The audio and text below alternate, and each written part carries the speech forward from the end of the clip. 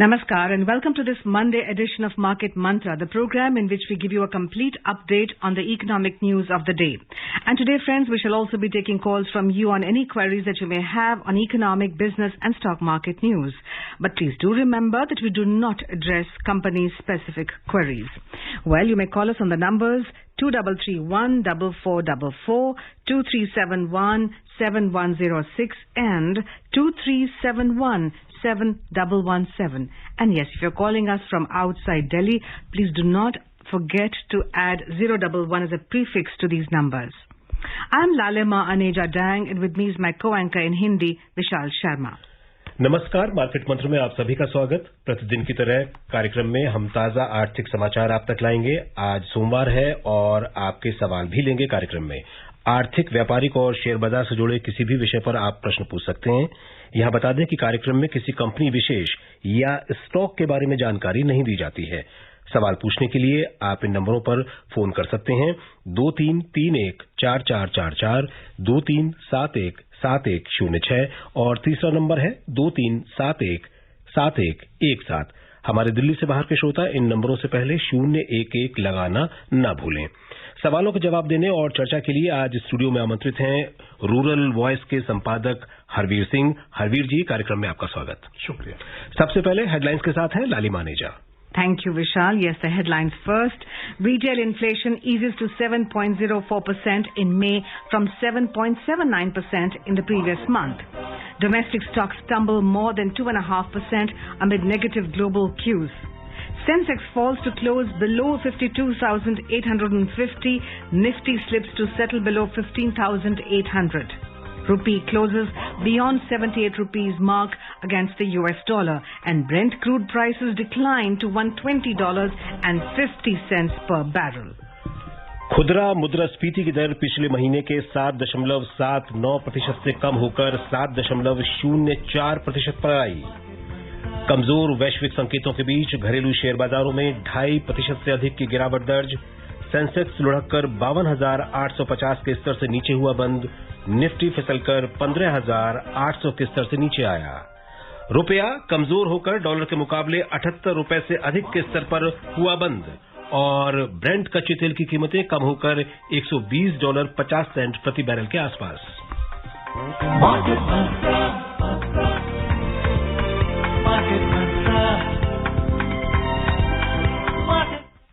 Retail inflation based on consumer price index eased to 7.04% in May from 7.79% in April this year. As per the Ministry of Statistics and Program Implementation data released today, inflation eased as food inflation stood at 7.97% in corresponding period against 8.31% last month. The government has mandated the central bank to maintain retail inflation at 4% with a margin of 2% on either side for a 5-year period ending March 2026. जी हरवीर जी, खुदरा मुद्रास्फीति में 0.75% की गिरावट। सरकार ने जो अभी excise duty में कटौती का जो फैसला लिया था, क्या ये उसका ही परिणाम है या कोई और भी वजह देखते हैं ये खुदरा मुद्रास्फीति में जो कमी आई है? देखिए, एक तो आपने सही कहा क्योंकि जो फ्यूल प्राइसेस हैं जी उसके बाद वो नीचे आई हैं, तो जाहिर सी बात है कि और ये एक बड़ा इम्पैक्ट है एनर्जी प्राइसेस का इन्फ्लेशन में। दूसरे जो थोड़ा फूड में भी कुछ प्रोडक्ट्स का प्राइसेस कम हुआ है, दोनों को अगर मिलाकर हम देखें उसी का हम इम्पैक्ट ये देख रहे हैं जी। और we join now by Satyendra calling us from Delhi. जी सत्येंद्र जी, सवाल पूछें। नमस्कार। नमस्कार। मैं ये जानना चाह रहा हूँ कि जो हमारा भी इन्फ्लेशन का डेटा आया है तो ये पिछले महीने से तो कम है, तो क्या ये हमारे मार्केट पे ये पॉजिटिव असर डाल सकता है या फिर ये अभी भी नेगेटिव मोड में ही रहेगा हमारा मार्केट? देखिए, अगर हम सेंटिमेंट्स की बात करें तो जाहिर सी बात है, अगर डाउनवर्ड आया है data, it is good for market. हालांकि अभी भी जैसे अभी हमने खबर पढ़ी भी है कि जो भारतीय रिजर्व बैंक का जो एक टारगेट है, जो इन्फ्लेशन को 4% ±2 के बीच में उसका दायरा रखने का उसका प्रयास है, तो उसे देखते हुए अभी रिजर्व बैंक का जो पिछले दिनों जो पॉलिसी रेट्स बढ़ाया और बाकी जो उनके कदम है वो शायद अभी उसी तरीके के जारी रहेंगे, क्योंकि बैंक का लक्ष्य है कि इन्फ्लेशन नीचे आए। जी, मुंबई से हमारे साथ अभी फोन लाइन पर हैं हसमुख डेडिया। जी हसमुख जी। या जी, कार्यक्रम में स्वागत। गुड इवनिंग मार्केट मंत्रा जी, गुड इवनिंग। सर, मेरा प्रश्न इसी सिलसिले में है जी। लेकिन ये जो अभी इन्फ्लेशन है वो सप्लाई साइड कंस्ट्रेंट से ज्यादा है, ऐसा सुनने में आया है। अभी अगर हम लोग इंटरेस्ट रेट और बढ़ाएंगे तो हमारी जो ग्रोथ है और सप्लाई साइड को की प्रॉब्लम कैसे सॉल्व कर पाएंगे? तो क्या लगता नहीं है कि आरबीआई को अभी सप्लाई साइड की बारे में सोचना चाहिए, ग्रोथ के बारे में सोचना चाहिए, ना कि इंटरेस्ट रेट बढ़ाने के बारे में? आपका क्या व्यू है? Thank you. देखिए, आपने सही कहा, दो चीजें होती हैं, एक सप्लाई कंस्ट्रेंट होता है या फिर मनी सप्लाई ज्यादा हो, उसकी वजह से ज्यादा डिमांड निकल रहा हो। तो ये दो फैक्टर साथ में चलते हैं। सप्लाई साइड भी अगर आप देखेंगे कि बहुत सारे ऐसे प्रोडक्ट्स हैं जहां पर सप्लाई साइड कंस्ट्रेंट नहीं है। जैसे हमारे जो फूड प्रोडक्ट्स हैं उसमें कुछ को अगर हम छोड़ दें, एडिबल ऑयल को और या थोड़ा सा पल्सेस को, बाकी जगह हमारा सप्लाई कंस्ट्रेंट नहीं है। और एक और फैक्टर है, क्योंकि ये जो सीजन है अभी कोई मेजर क्रॉप नहीं आती, तो उसमें थोड़ा वेजिटेबल प्राइसेस हमेशा हार्डन होती हैं इन दिनों में, क्योंकि नया फ्रेश वेजिटेबल जो है वो उसकी मार्केट में सप्लाई कम होती है। यहां मैं वो मान सकता हूं। लेकिन अब उसको कंपनसेट करने के लिए ऑनियन प्राइसेस कम है, आपका बाकी जो प्राइसेस है वो बहुत ज्यादा उसमें बदलाव नहीं है। एक तो ये फैक्टर हो गया। दूसरे सप्लाई में अगर आप देखेंगे कि जो दूसरे जो जैसे मैन्युफैक्चरिंग, वहां भी सप्लाई का इश्यू होता है। हाँ, कोल वगैरह में इश्यू है, या ऑयल का प्राइसेस अभी तो हम देख रहे हैं थोड़ा सा ईज हुआ है, वहां पे चैलेंजेस हैं। तो ये इकोनॉमिस्ट के लिए भी एक पहेली की तरह से होता है कि हम अगर इंटरेस्ट रेट बढ़ाएंगे तो लोगों के लिए कॉस्ट ऑफ फंड्स, अब इंडस्ट्री के लिए भी, इन्वेस्टर्स के लिए भी बढ़ जाएगा। बट ओवरऑल माना यही गया है कि अगर आप मनी सप्लाई को थोड़ा स्क्वीज करेंगे तो वही प्रिवेल करेगा और उसी से आप इन्फ्लेशन को नियंत्रित कर पाएंगे। As I say, India is blessed with 6 seasons, and not just 2 or 3 like in the cold western world. So that gives us a lot of biodiversity. Well, we are now joined by Gurunath from Thane. जी जी ma'am, नमस्कार। नमस्कार जी, सवाल। रणवीर सिंह जी, नमस्कार। नमस्कार। Sir, मेरा question है sir, ये जो अभी 2.5% हमारा जो शेयर मार्केट टूटा है सर, ये जो अमेरिका ने जो 15 जून को उनकी जो मीटिंग हो रही है उसमें क्या इंटरेस्ट रेट फिर से इंक्रीज करेंगे, और इसके वजह से ये जो एफआईज निकल रहे क्या, और जो अमेरिका में जो 40 साल के बाद का जो उच्चतम स्तर महंगाई का, ये मुख्य कारण क्या है? और ये जो सप्लाई चेन डिस्टर्ब, जो यूक्रेन और रशिया का ये जो जंग तो कुछ खत्म होने का नाम नहीं ले रहे, तो ये आगे मतलब क्या है सिचुएशन रहेगी? Thank you sir. देखिए, ये बात सही है कि पूरी दुनिया की निगाह जो यूएस फेड है उस तरफ है, क्योंकि आपने खुद ही बताया कि 40 साल की ऊंचाई पर इन्फ्लेशन है और उनके लिए इन्फ्लेशन को कंट्रोल करना एक बड़ा चैलेंज है, और इसलिए माना जा रहा है कि उनका जो स्टांस है वो हार्ड रहेगा और इंटरेस्ट रेट ऊपर जा सकता है। दूसरे देखिए कि बाकी करेंसीज के मुकाबले डॉलर भी मजबूत हो रहा है, जो बास्केट है डॉलर इंडेक्स का, उसमें साथ में सप्लाई का जो इशू है कि जो जियोपॉलिटिकल सिचुएशन चल रहा है फरवरी से यूक्रेन और रशिया के वॉर के चलते, उसमें फूड प्रोडक्ट्स की सप्लाई का चैलेंज आया, और उसके साथ ही कुछ सेमीकंडक्टर्स और चिप्स को लेकर के भी आया, बिकॉज यूक्रेन में काफी सारा जो एक्सपर्टीज था उससे कुछ सप्लाई होता था। अब वो क्या कि पूरा जो ग्लोबलाइज्ड इकोनॉमी है उसमें supply chain is not just कि आप एक प्रोडक्ट आपने यहां से आप ले आकर के उसको इस्तेमाल कर लेंगे। सप्लाई चेन मीन्स के किसी भी प्रोडक्ट के तैयार होने के डिफरेंट स्टेजेस हैं, और वो स्टेजेस अब ज्योग्राफिकली अलग अलग जगह पूरी होती हैं दुनिया में।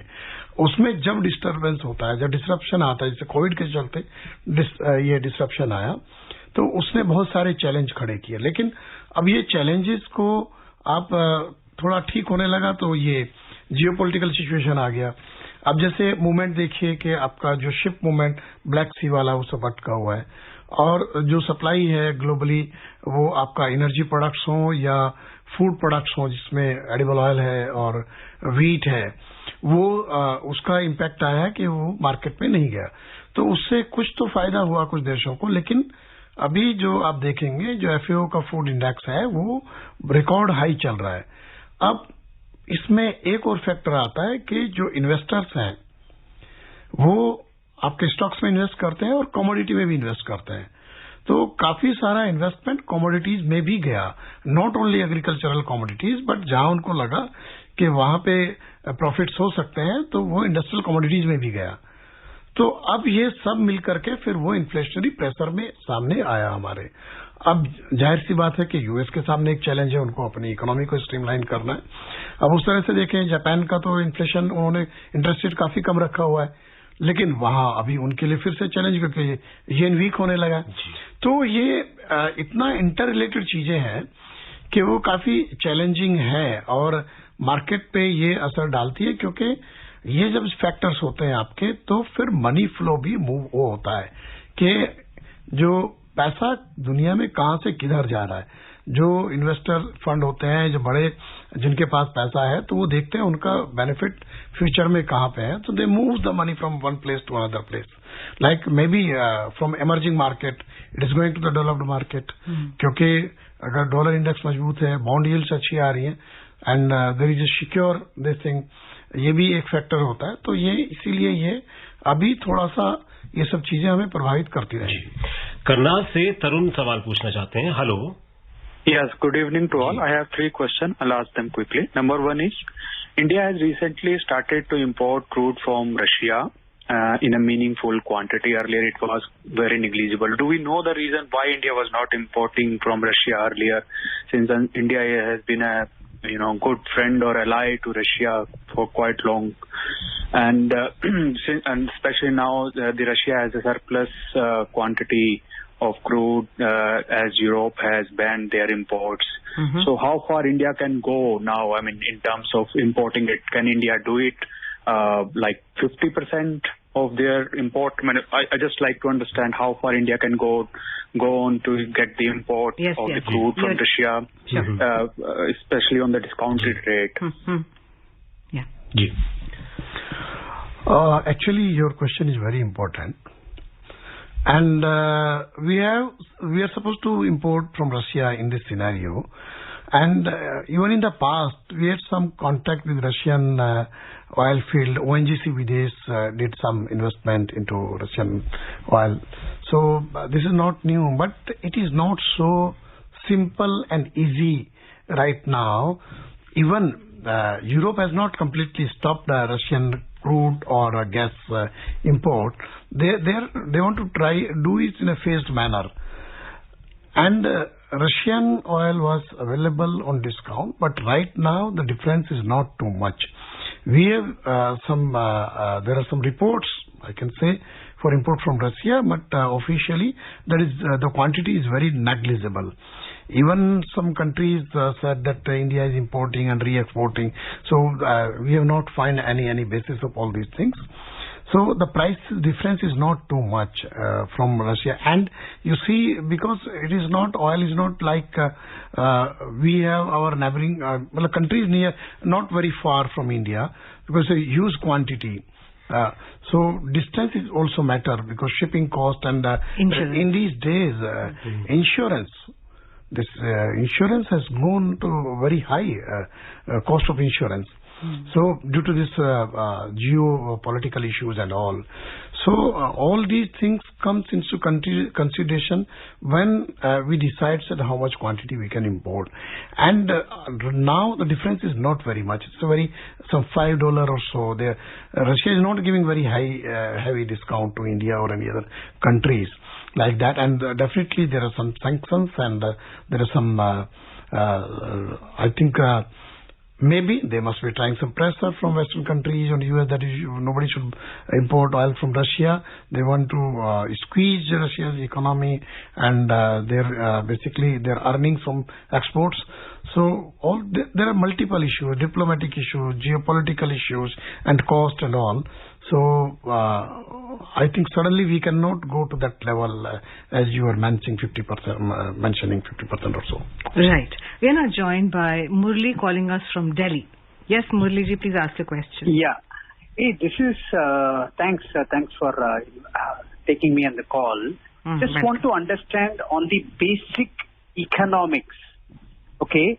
Because we know when you print money, okay, it is going to lead to inflation. So my basic question is, do economists does not know this, or all the Reserve Bank, Federal Bank does not know this? This is a big fraud, okay? One side you are just printing money and you are putting everybody in trouble later on. Actually, any central bank doesn't go very easily in printing money. So it depends on the requirement of the government's what kind of investment government need or expenditure or so. And banks also government tries to go to borrow from the market. So it is not so simple that whenever government need, they go just to print the money. But definitely dollar printing is very, I think very casual in that sense, because the global economy runs around dollar and they don't have too much problem with so much size of the debt US still have. So, but in our case, we are not so I think easy going for printing money, and any central bank always keeps all the options open, but at the same time we have to have fundamentals of the economy strong and to take care of that, so that economy grow in genuine way. So that's why we keep the base, this base and that base, then we calculate the growth and GVA and GDP and all these things keeps inflation into consideration and all. So that's why this is my point. It is not so simple thing that central banks are printing money just to, and that money supply goes up and then the inflation goes up. Lots of complexities involved. Yes. We're now joined by Gurdarshan Das ji. He's calling us from Kharo in Punjab. Welcome, sir. जी सवाल पूछे. नमस्कार madam जी, नमस्कार. नमस्कार जी सवाल पूछिए. मैं गुरदर्शन लाल चलोत्रा गांव Cairo Punjab से मैडम बोल रहा हूँ. जी ग्रेट. हाँ जी सवाल. हाँ जी, मेरा प्रश्न आपसे ये है, हमारी स्थिति इंडिया की तो बहुत अच्छी है, आर्थिक बहुत अच्छी स्थिति है आम देशों से, पर फिर भी मैं पूछना चाहता हूँ, हमारे डॉलर से अमेरिका का जो डॉलर है ज्यादा महंगा चल रहा है दुनिया में, ज्यादा उसकी मतलब के पहुंच है. मैं इसके बारे में पूछना चाहता है, इसका क्या मतलब है हमारे रुपए से डॉलर को? असल में देखिए, जो किसी भी देश का जो एक्सचेंज रेट है दूसरी करेंसी के मुकाबले, वो बहुत सारे फैक्टर्स उसके पीछे होता है, इकोनॉमी और हमारे फॉरेक्स रिजर्व क्या है, और साथ में अभी हमने मार्केट फोर्सेज पे छोड़ा हुआ है अपने रुपया को, और बहुत ही रेयर केसेस में जाके आरबीआई इंटरवीन करता है. अदरवाइज मार्केट में डिमांड और सप्लाई क्या है डॉलर का इस वक्त हमारे देश में आज की डेट में करेंसी मार्केट में कितना डिमांड आया है, कितना सप्लाई है, वो फिर हमारे रुपये का जो एक्सचेंज रेट है उसको उसके हिसाब से वेरी करता है. और जाहिर सी बात है कि डॉलर दुनिया की सबसे स्ट्रांग करेंसी है और दुनिया भर में लोग उसमें ट्रेड करते हैं, उसका इस्तेमाल होता है और उसको रिजर्व के रूप में भी रखते हैं, क्योंकि उस जरूरत पड़ने पर वो उसका उपयोग होता है. तो ये किसी भी करेंसी के साथ किसी भी देश की जो करेंसी है उससे एकदम बहुत सिंपल वे में आप कंपेयर नहीं कर सकते इन चीजों को. There are multiple factors behind that. Do you think the ruble can be a soft threat to the dollar? Now that India is also buying in ruble. No. Actually, we used to do trade in ruble earlier also, even the USSR era. So we say barter trade. We buy something, they also buy something from us. It's like that. But the ruble still is not a currency of trade in general. Maybe we can do some ruble trade, but this is a bilateral arrangement between the two countries. Right. All right, we're going for a short break and we'll be back soon, friends. Please stay tuned. उपभोक्ताओं तक पहुंचने का सुलभ और सस्ता माध्यम है आकाशवाणी. आकाशवाणी के विभिन्न केंद्रों से कीजिए अपने उत्पादों और सेवाओं का प्रचार विज्ञापनों के माध्यम से. लोकल और राष्ट्रीय स्तर पर कीजिए अपने बिजनेस का विस्तार, क्योंकि आकाशवाणी में विज्ञापन बुकिंग हुई बहुत ही आसान. अब घर, दफ्तर या दुकान पर बैठे बैठे आप कर सकते हैं विज्ञापनों की बुकिंग. डायल कीजिए 8700014244. 4242। नंबर एक बार फिर नोट करें, 8700014242। कार्यक्रम मार्केट मंत्र में आप सभी का फिर से स्वागत। हमारे अगले कॉलर हैं मुंबई से गोपाल, फोन लाइन पर। हेलो। नमस्कार जी मार्केट मंत्री जी। नमस्कार गोपाल जी।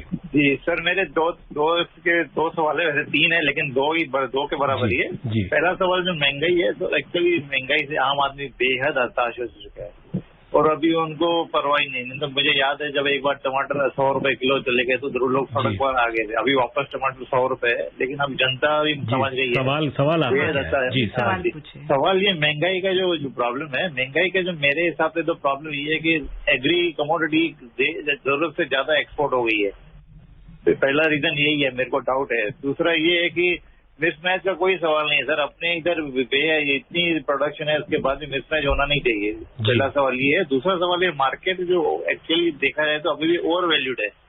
दूसरे मार्केट देखें, चाइना जब 2008 में क्रैश हुआ था तब उसकी पॉइंट खाली 3000 से 2000 तक आई थी। अभी आप चाइना का मार्केट देखिए, इतने सालों में खाली 1000 पॉइंट बढ़ा है। हम लोग की मार्केट आप कंपेयर कीजिए कितना पॉइंट बढ़ गई है, तो उस हिसाब से ओवर वैल्यूड है। कई स्टॉक ओवर वैल्यूड है। वैल्यूएशन को लेकर के काफी अभी काफी भी करेक्शन आनी चाहिए, बहुत मुश्किल चांसेस है। हरवीर जी देखिए, ये होता है कई बार कि जो फूड प्रोडक्ट्स का प्राइस बढ़ता है, जाहिर सी बात है कि जो हमारा इन्फ्लेशन इंडेक्स है उसमें काफी वेटेज होता है फूड प्रोडक्ट्स का, उसका असर आता है। लेकिन हमारा जो एक्सपोर्ट्स वगैरह की आप बात कर रहे हैं, उससे कोई हमारा इस तरीके से डोमेस्टिक प्राइसेस के ऊपर इम्पैक्ट नहीं आया है। क्योंकि देखिए, हमने वीट एक्सपोर्ट किया था पिछले साल से 1 मिलियन टन से ज्यादा। इस बार दुनिया भर में बहुत डिमांड है, हमने कुछ एक्सपोर्ट किया, बट टाइमली गवर्नमेंट ने फिर एक डिसीजन लिया कि हम लोग अभी एक्सपोर्ट नहीं करेंगे, पहले हमारा डोमेस्टिक रिक्वायरमेंट देखना है। तो वहां पे कोई आपका प्राइस का उस तरह का नहीं आता है। शुगर में हमने लगातार 3 साल बहुत अच्छा एक्सपोर्ट किया। इस बार शायद हम लोग 10 मिलियन टन एक्सपोर्ट करेंगे, दुनिया का सबसे ज्यादा एक्सपोर्ट हमारा होगा। But despite that there is a sufficient quantity in the country. और उसको भी क्या हुआ, गवर्नमेंट ने जब लगा कि कहीं ज्यादा एक्सपोर्ट ना हो जाए तो फिर उसको इंटरवीन किया, रेगुलेट किया, उसको बंद नहीं किया। तो इसलिए मैं कह रहा हूँ, ये बाकी हमारे जो एक्सपोर्ट्स हैं, राइस का एक्सपोर्ट है तो उसका हमें कोई कमी नहीं है, उसकी वजह से कोई प्राइस राइज नहीं है। और जहां हम लोग शॉर्ट टर्न है वहां हम एक्सपोर्ट करते भी नहीं है। तो इसलिए ये पॉइंट कोई इसका कोई ज्यादा वो नहीं है वजन के हम ये कहें कि एक्सपोर्ट की वजह से दाम बढ़ गया। Depends on weather also, right? Yes. I mean, the weather fluctuates more in some places. And maybe there are some... और वैसे भी जो अभी जो आंकड़े आए हैं आज महंगाई के, वो ये बता रहे हैं कि फूड इन्फ्लेशन जो है वो 7.84% रही है पिछले महीने के मुकाबले, जो कि 8.31%, यानी कम हुई है। And also inflation for fuel and light was 9.54% in May this year as against 10.8 in the preceding month. To add more to it, food and beverages have weightage of more than 54% in consumer price index, while spends on fuel and light weights around 8% in the index. जी, इनका एक सवाल valuations को लेकर के भी था। हाँ, देखिए, वैल्यूएशन में काफी सारे एनालिस्ट की ये बात है कि अब बहुत सारे स्टॉक्स का ओवर वैल्यूड है और इसमें कोई दो राय नहीं है। उन्होंने एक फैक्टर भी है उनका, जैसे जो दूसरे इमर्जिंग मार्केट्स हैं उनका अगर मार्केट का जो इंडेक्स का ग्रोथ आप देखेंगे तो ये तो शायद मार्केट का जो हमारे स्टॉक जो है स्टॉक मार्केट्स, उनको भी देखना चाहिए कि इंडेक्स में थोड़ा किस तरीके का मिसमैच तो नहीं है कहीं। क्योंकि देखिए, होता क्या है कि इन्वेस्टर्स अट्रैक्ट होता है रिटर्न को लेकर के। तो और अभी अगर आप ओवरऑल देखेंगे, कुछ स्टॉक्स ही अच्छा रिटर्न देते हैं, ऐसा नहीं कि इन जनरल मार्केट में ऐसा होता है।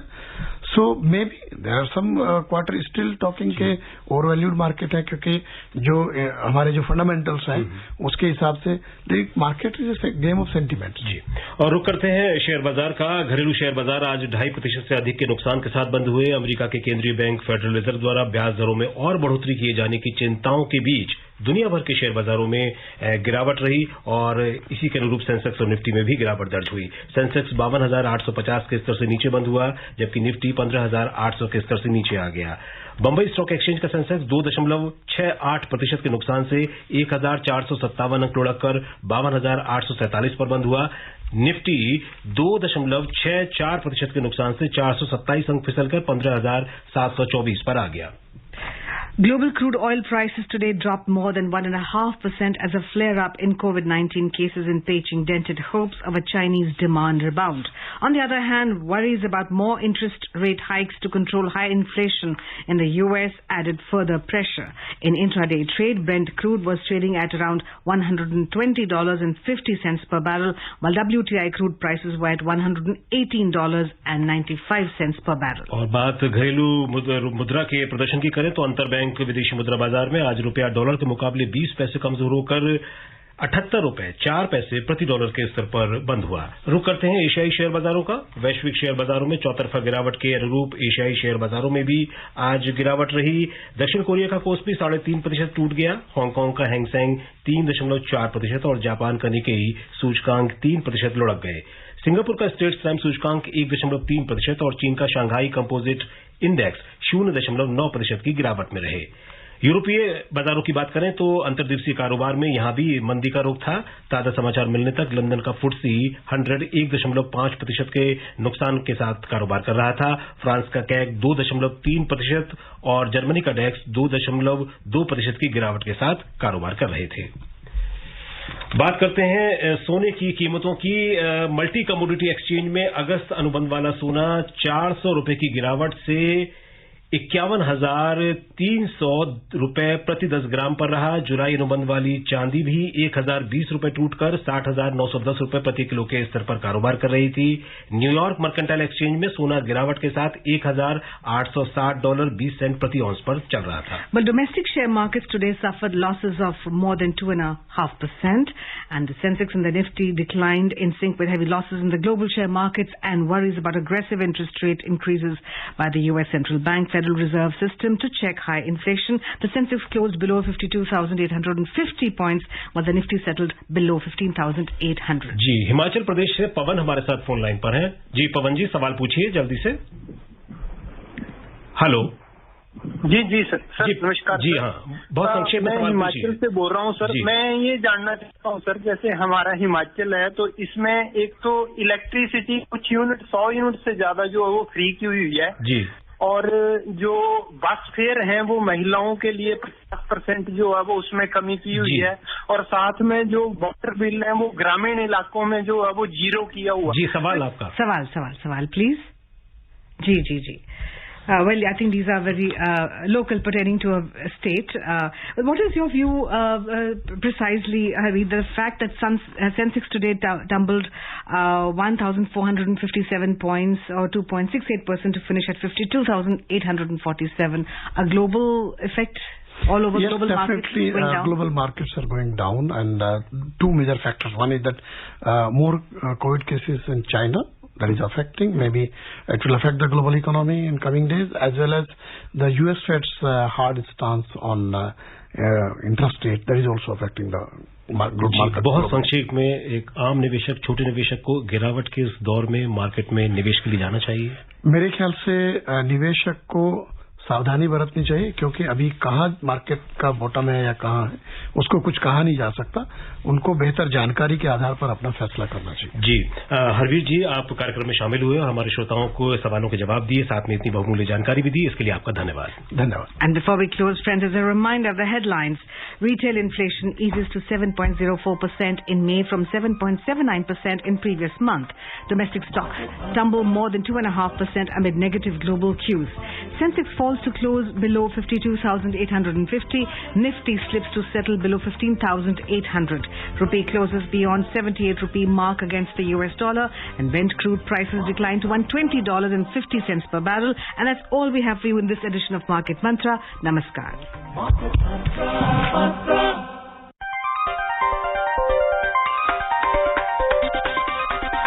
Market Mantra.